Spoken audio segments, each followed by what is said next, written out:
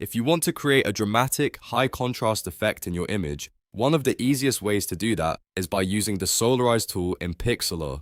In this video, I'll show you exactly how to solarize in Pixlr step by step, so you can quickly transform your photo with a creative inverted look.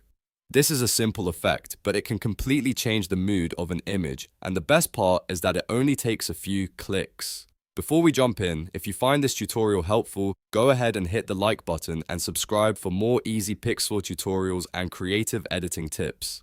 Now, let's get started. First, open your image inside the Pixlr E web app. Once your image is loaded, you'll want to look at the top navigation bar. This is where Pixlr keeps a lot of its editing tools and adjustments, so you'll want to use that menu to access the effect we need.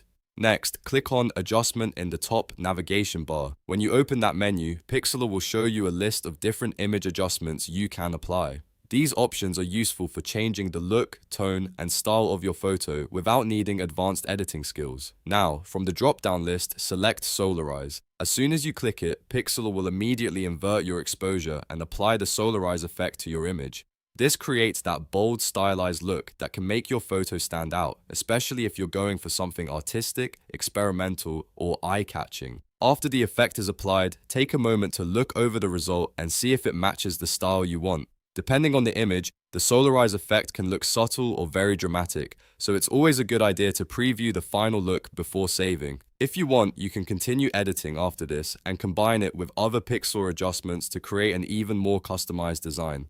And that's it. You've successfully learned how to solarize in Pixlr. It's fast, easy, and a great way to add a creative twist to your photos in just a few seconds. If this video helped, make sure to like the video, subscribe to the channel, and turn on notifications so you don't miss the next Pixlr tutorial. Thanks for watching, and I'll see you in the next one.